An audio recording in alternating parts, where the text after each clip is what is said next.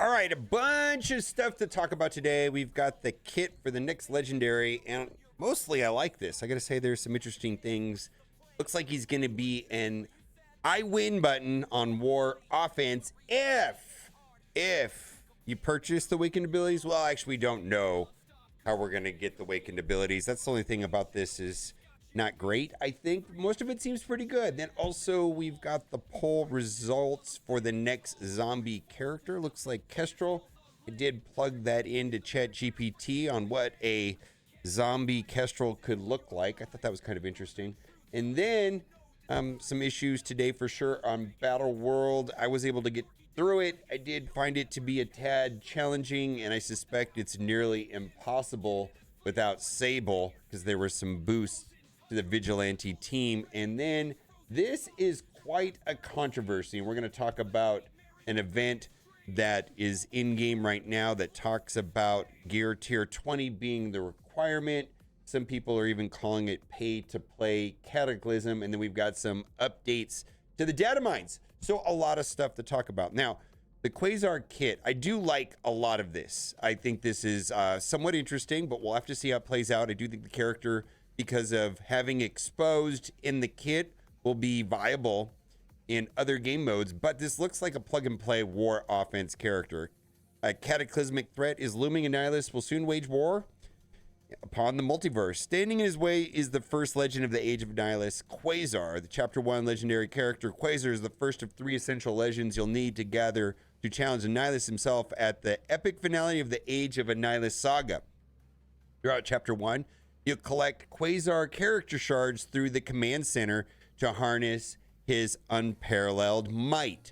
Today we have the quantum details of Quasar's abilities, plus early information on how to unlock him through daily play.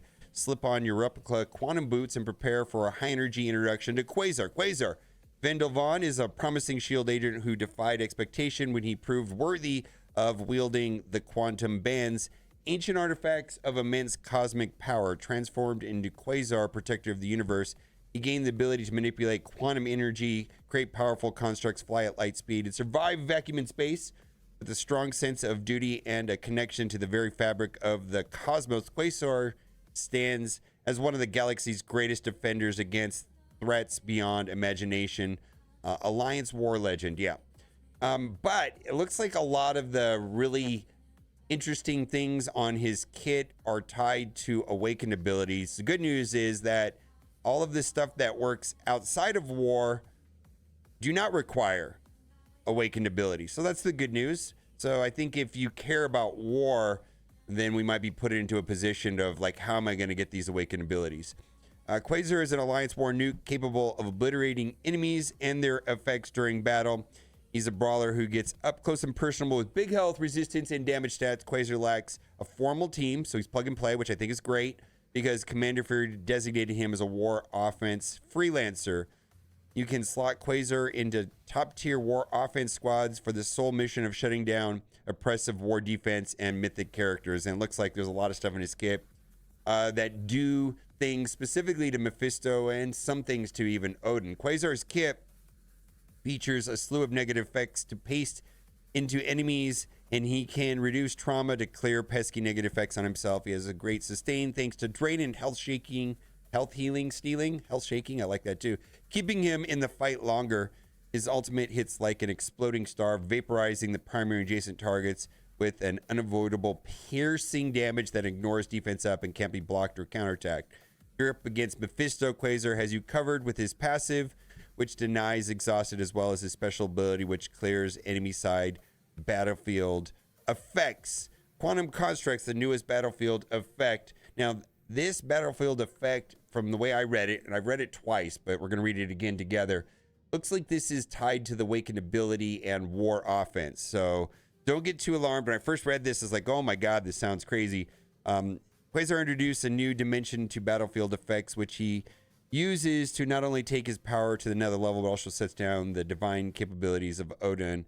Quasar's awakened ability, ultimate awakened ability, activates his battlefield effect. So this is tied to an awakened ability on war offense, Quantum Constructs. When activated, this battlefield effect can't be cleared or replaced by any other character or action until a set number. It looks like that's going to be 18 till 18 number of ally and enemy turns have been completed.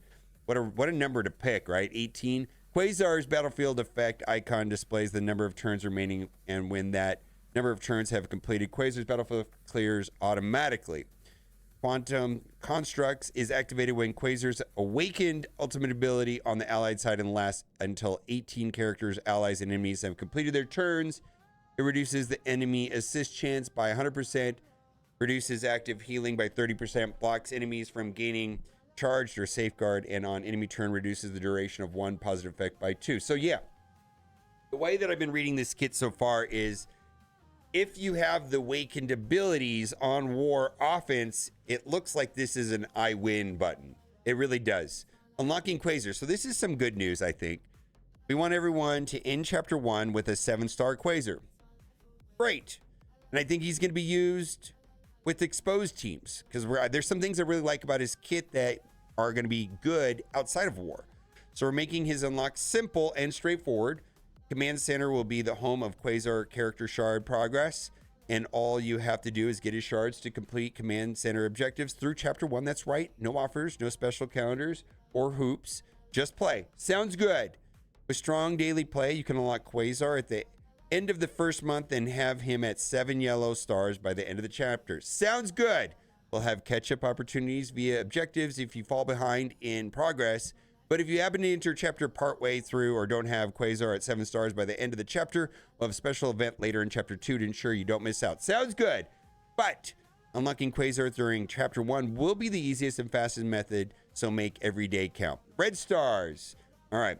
Whether you call them trials or still call them scourges, we can all agree to call them can't miss opportunities. We'll have a trial scourge event during chapter 1.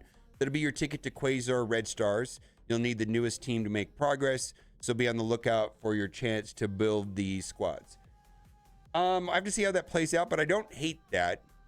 Red stars are going to be tied to scourges that are going to require the newest teams. Okay, but everybody's going to get the 7 yellow. Okay, let's keep going. Quasar's ability, traits, hero, cosmic, mystic, brawler, legendary, speed of 129, which is relatively quick, right? Let's go all the way down to the passive, and we'll start there, then we'll go back upwards. So, passive, level 5, Galactic Knight. On spawn, gain defense up for 2 turns and apply immunity for 2 turns to self and all allies. On turn, heal self for 25% of this character's max health.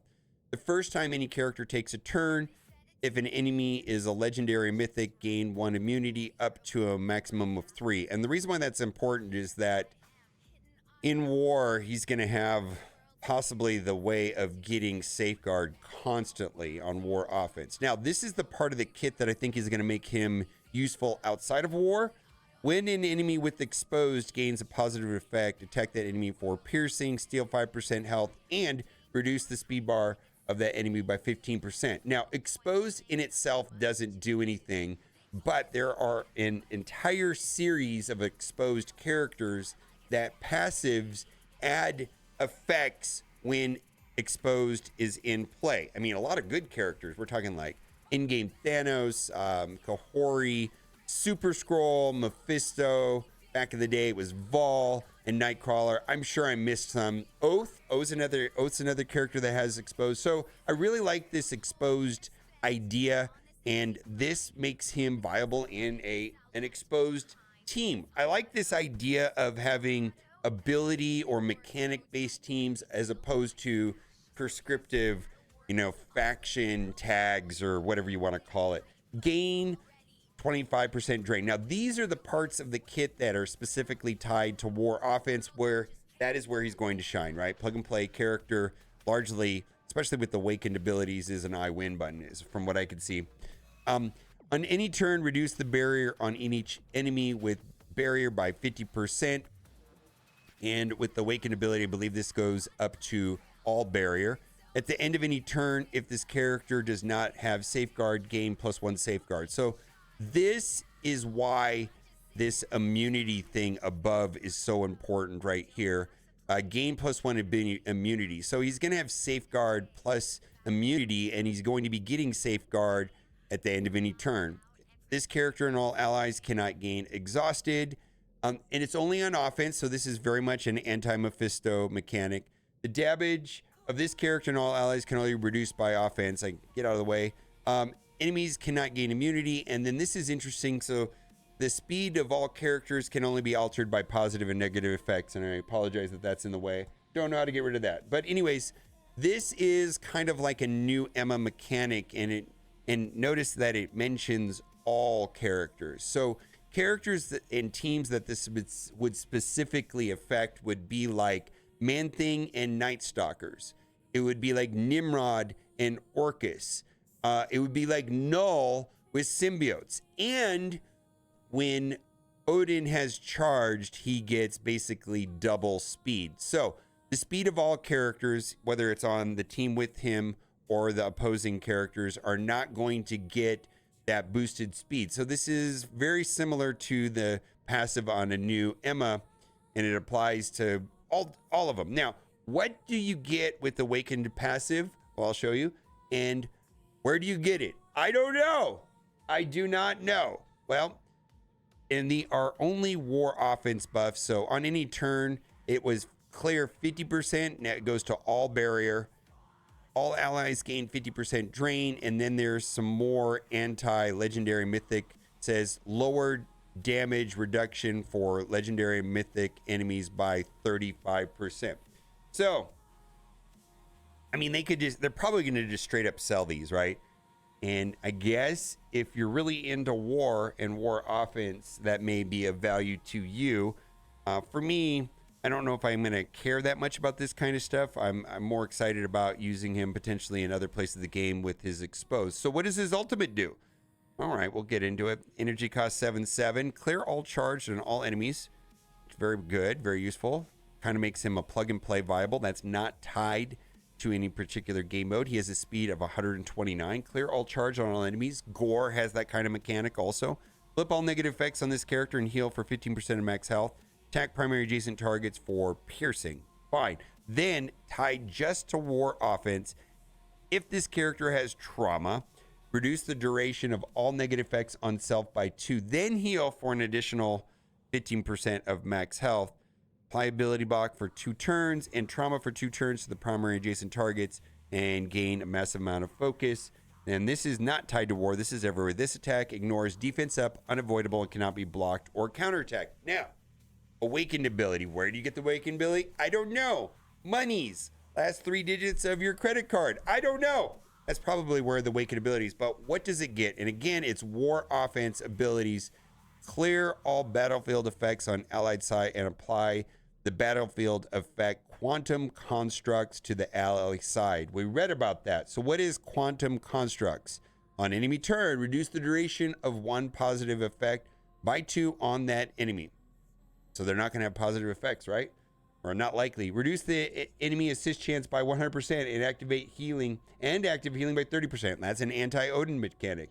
Enemies cannot gain charged or safeguard. My goodness. The battlefield effect cannot be cleared or replaced by another battlefield effect that lasts for until 18 characters, allies, and enemies have completed their turn. So the way that this is reading to me is, like I said at the beginning of the video, if he has his Awakened abilities on offense in war, it largely looks like an I win button. Okay. Is there value outside of the war? Yes. Let's read the special right here. Energy cost 4/4. Attack primary adjacent targets for piercing. Attack. Deal 15% of the character's max health damage.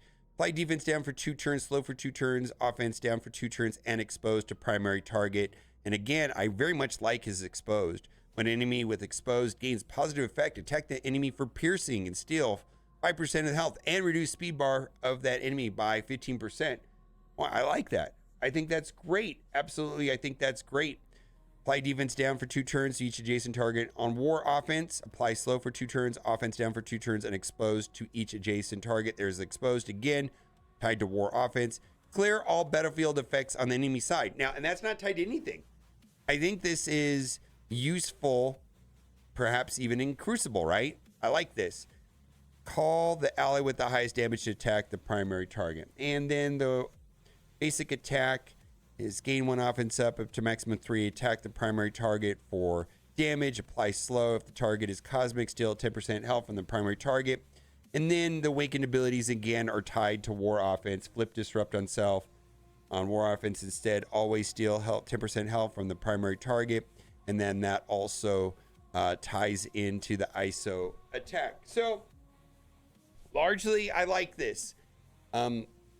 Through engagement and gameplay, 7 yellow. He has some pretty interesting plug and play mechanics even outside of war. Looks like he's going to be decent at war offense as is. The red stars will be acquired through some sort of Scourge event tied to new characters. And then if you really want to, better, best, bid, or, good, better, best, whatever, if you're willing to, I'm guessing these awakened abilities are for money. They seem like they're really going to push over the top war offense. So if you care about war offense, I'm assuming they're going to be for sale. We don't know. We don't have any information. Now, I want to get into Kestrel's going to be the next character. We saw the art, but this is about today's battle world. I'm really tired of difficulty just meaning that the entire enemy team gets to go twice before you do. And this is the City Heroes where they're taking in Spider Society. Yeah, I didn't have much luck with that myself. The team comp that I ended up using, which I don't think everybody has right now, was 3-piece Vigilante, Oath, and Blade for City Hero. This person also said the same, Vigilante 3, which is Punisher, the new Daredevil Mom, and Sable. I don't think a lot of people have Sable. Blade, Oath, no 2. And there was a bonus right here. On spawn, Vigilante characters gain Safeguard for 4 turns. So essentially, the second node of Battle World, as far as I can see, was tied directly to having Sable.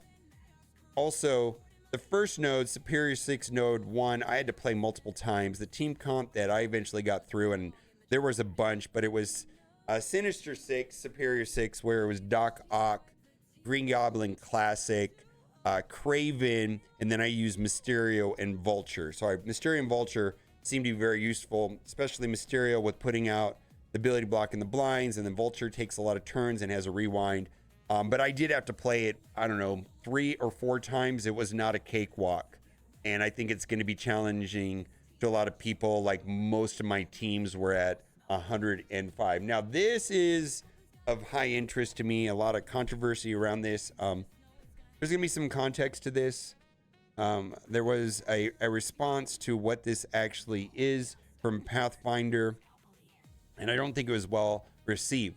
So I'm going to read what it says, what the objection was based off what it says here, what Pathfinder says this really means, and then the voice of reason, Steven, kind of finishes up the whole conversation with a Reddit post as well. So the issue is that this event here is Countdown to Cataclysm, which is going to require gear tier 20. Now, there are some data mines. Now, the interesting thing is this part of the data mine is exactly what's on screen right now. Now, this was changed because we talked about this yesterday. There's a different event, which is specifically aligned around Vigilante. And the way that it read yesterday was that it required Vigilante team, 5 Vigilante team at gear tier 20. And it looks like it is recommended Vigilante characters at gear tier 20. This event is very challenging. So the thing I'll say about gear tier 20 is that a lot of people are referring to what they call 19.5, where if you use the 9 o'clock position piece, the piece on the middle left, you get a lot of the stats on a lot of the characters just by equipping that one piece, and that is not a gear tier 20 piece. It does require gear tier 19 uniques. And so a lot of people are referring to what they call 19.5, because a lot of the stats on a lot of characters, at times 80% of the stats are tied to that one piece. So I was a little bit wondering why they would want to do this. I'm hearing that Elektra is not good even in Professor X. I was not thrilled with the idea of being forced, with the team. So we'll have to see how it plays out. Overall, neither of these things seem that great for the player base. And this is the post that kind of talks not about this right here, but this up here, where it's an event for Gear Tier 20. Pay to play Cataclysm and Mo.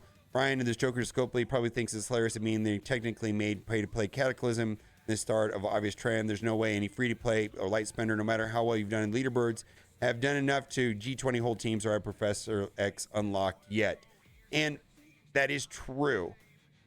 What Pathfinder said in response to that was that, and it was downvoted, is that Cataclysm event is an event that celebrates players unlocking Professor Xavier. We aren't hard requiring you to have Professor Xavier to participate in this Cataclysm, but it is geared around and will have modifiers for him. Big reason why it also has the Gear Tier 20 requirement. So they're saying, what this is saying is that this event is specifically designed for people that have finished the Professor X saga, which is going to be point nothing percent. I mean, I have 4 characters at Gear Tier 20 of the 25, and you know, I spend a little bit on the game, right? And I'm nowhere near even being there. They get that part. So let's keep reading what it is. With overpowered now pay to play counts, the game is headed for in the wrong direction. Is this what they have looked forward to? Most of us have missed out with training modules for Krakens and abundance of, but you're giving them to with the paid Cataclysm. Most of us have missed our G20 corrective. Krakens have an abundance. I mean, they have Professor unlocks. Who knows what else? So this also was addressed by Pathfinder. He says something to the effect that the event is for a costume. Similar to all of the previous Cataclysm events, it is more to do with engaging in some very challenging content for a cosmetic and bragging rights. This event is still several weeks away from coming to the game. So, okay, I guess. I don't know. Free-to-play light spenders are being phased out. An obscene amount of time to unlock Xavier play relegated towards CC. We're constantly overpowered until we tap out. Agree. What's the deal? We've had lies about the game becoming more player friendly. Agree. It's not poor playing. Fact to say, it's a big FU to the player base. You all didn't even have the decency to give a freedom pick who we wanted to take into Xavier, showing that we learned nothing about from the Apocalypse trials. Even officially let us know that Xavier nodes have buffs for certain teams. Most people aren't privy to leaked info, won't even know. Game is very nearing its edge. Soon will be always spenders battling each other and complaining with the other Kraken buys just as much as them. So they don't have an advantage anymore. They'll be crying to get free to play back and beat up on and screw over. So I agree with the sentiment of the post, is that overpowered has been detrimental to a lot of players in the game, and they're feeling that the game is going in the wrong direction. And then what else are players supposed to assume when reading this? An event that is tied to Gear Tier 20. Even someone like myself, who I do spend not as much as some people, but I do spend, and I have 4 characters. Like, I'm looking at this, well, how is this supposed to work? There's no context to this at all, that this is for people that already have Professor X and that it's a cosmetic. I think this post right here from Steven kind of sums it up, right? There is a bigger issue. Discopely think that the best use of their time and resources is to design and implement an event in the game that such a minuscule amount of players can participate in. If the answer is yes, which it will be if the event happens and only people with Gear Tier 20 can complete it, even if Gear Tier 20 is not hard required, then Scopely can never use the excuse again that they did not have time to do something. This is the voice of reason right here. They can also never say again that they listen to the players or understand what the players want, because any credibility they currently have left will be gone. Players with Gear Tier 20 are already the only players who can access the later parts of the Professor X saga. That's right. The people, that part of the game is already very exclusive. Only a certain number of players can play the last part of Professor X. So they already have something that's exclusive, and now they're getting another exclusive event, right? Those players are also the ones who can get far in the Professor Red Star milestones and or have access to Professor X. In other words, these players already both have access to more content and more rewards than any other players. Therefore, There's no justification to create an event that only these players can participate in. Correct. And to reiterate, it does not matter if Scopely removes the Gear 20 hard requirement. If only people with Gear Tier 20 have the power to get through all the content, the end result will still be the same. It sounds like it's tuned around having Professor X, right? Let's just read what Pathfinder said, and this was downvoted. Hey there, let me clarify something for you and the rest of the community. Cataclysm event is an event that celebrates players unlocking Professor Xavier.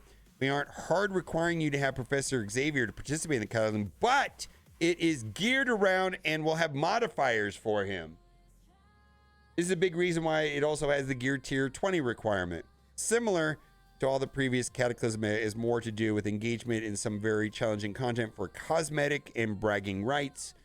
This event is still several weeks away from coming to the game.